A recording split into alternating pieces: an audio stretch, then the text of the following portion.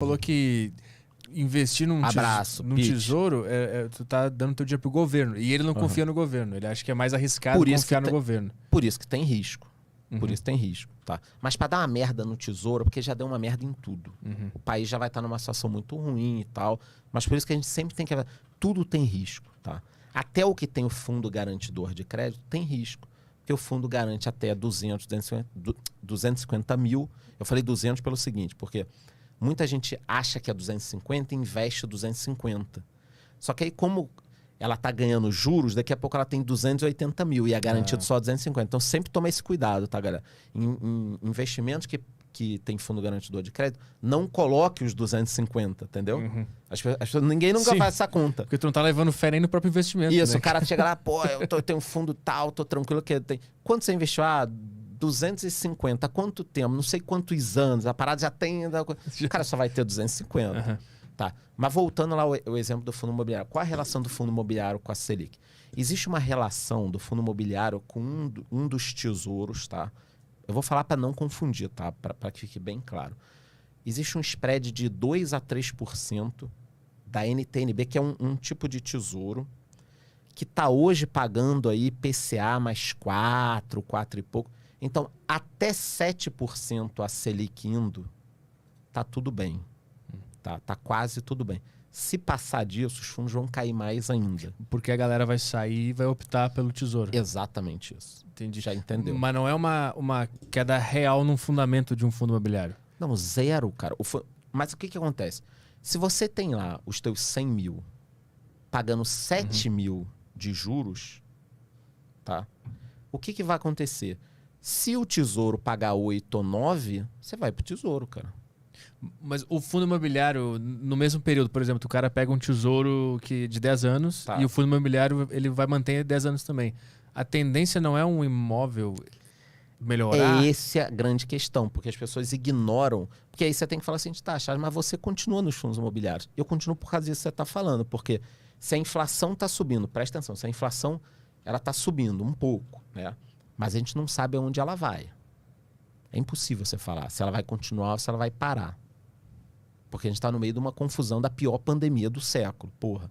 Entendeu? Tem porto na China que está todo cagado ainda, de remessa, faltando chip para carro. Você viu que tem carro usado mais caro do que como o cara pagou lá atrás. Cara, isso tudo vai... O mercado ele vai se ajustar em algum momento. Só que a gente não sabe se vai se ajustar lá em cima ou se vai descer um pouco. O dólar estava caindo, hoje já está subindo. Impossível fazer previsão, mas o que você pode entender são os fundamentos. Então, isso que você falou. Eu não invisto no fundo imobiliário só querendo 7% ao ano. Porque senão eu compararia também só com a Selic, com a NTNB e tal. O que eu estou olhando agora? Mas aí eu tenho 43 anos, já vi isso antes e tal.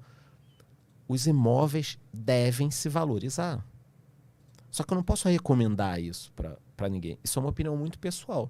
Então, para mim, faz sentido ainda, mesmo que a Selic vá 6, 7, ter um pouco de fundos imobiliários, porque eu estou ganhando 7 ao ano, enquanto o governo não dá uma mordida, mais essa valorização que você está falando. Quando vai ocorrer a valorização? Eu vou te dizer, em algum momento. Porque a pessoa fica assim, não, legal, eu comprei fundo imobiliário. Você acha que esse ano? Cara, não sei. Imóveis, eu já vi isso muito aqui no Brasil. Fica lá 5 anos parado, cara. Nada acontece. E aí, de repente, dá uma porrada assim, violentíssima. Aconteceu isso em 2012 aqui no Brasil, eu lembro, cara. Foi um negócio... Lembra que os imóveis deram um tiro, cara? Você ia ver um imóvel, era 200 mil. Aí no mês seguinte, 230 mil. No outro mês, e vendendo. Isso era uma bolha ou era economia real? Parte real, que ficou até hoje. Pode ver aí, quem comprou imóvel 2010, 2011, o imóvel está valendo muito mais. A tendência de tudo não é sempre valorizar tudo no mundo, porque as pessoas estão... De imóveis e terrenos? De coisas reais, assim. É sempre ficar mais caro, porque tem mais só que gente. não é na hora que a gente quer, porque o problema é assim, o cara começou a investir em 2020, não subiu de lá para cá, por exemplo, o imóvel, o cara sai. Esse negócio não anda, o cara fala. Entendeu? Mas é muito importante entender essa relação entre investimentos, Porque eu não gosto de ter tudo numa coisa só. O fato de eu ter fundo imobiliário não inviabiliza de eu ter um tesourinho. O fato de eu ter fundo imobiliário não inviabiliza de eu ter ações. Só que o fundo imobiliário, qual a função dele?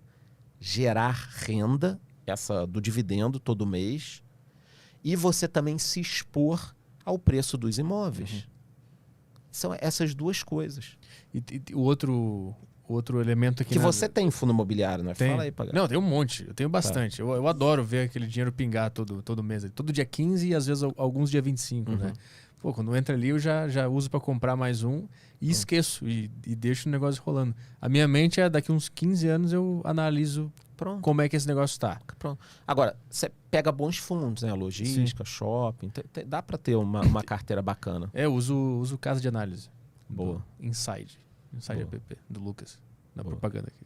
Na recomendação. Mas tem um outro elemento também que tá contribuindo para as quedas dos fundos, que é a taxação. Primeira coisa, Selic, porque tem uma relação. Depois eu explico aí para a galera num gráfico esse spreadzinho de 2% a 3% do Tesouro com uma coisa que é mais técnico. Esse é a Selic lá. Esse negócio da tributação, cara, um momento super complicado para os fundos imobiliários, porque os fundos imobiliários já estão apanhando pela questão da Selic. Essa que você falou. Por si só já estava em queda, né? Já estava ali caindo por causa da Selic. E aí, de repente, cara, apareceu essa história da taxação dos dividendos e dos fundos imobiliários. São duas coisas diferentes. Né? Taxação dos dividendos para empresas e taxação dos fundos imobiliários, que a gente não sabe se vai ser 10, 15, 20. E tem valor mínimo? Ou já vai vir descontado já? Se tu tem uma cota e tu ganha 60 centavos, já vai vir descontado esse dividendo? Ou é tipo para quem lucra 20 mil? Provavelmente vai vir descontado. Provavelmente vai vir descontado. A gente não sabe. Não adianta tentar fazer uma previsão.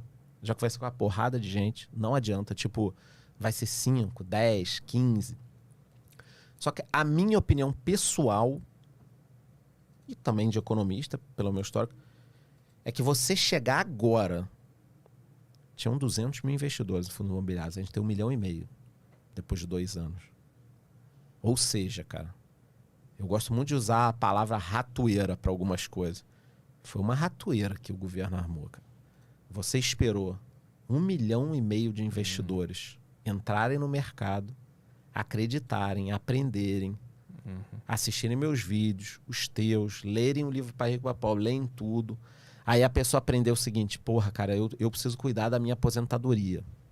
Investiu em fundos imobiliários. Aí quando tudo estava bonitinho, o governo chega lá e dá uma mordida, destruindo, corroendo parte da aposentadoria das pessoas, que é a ideia do negócio. Outro ponto.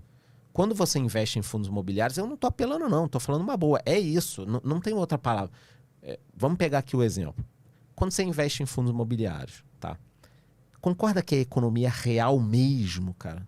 Porque o que acontece? Fundo imobiliário, você pega lá, você investiu no fundo. O fundo captou o dinheiro, por exemplo, o teu dinheiro. O que ele faz com o teu dinheiro?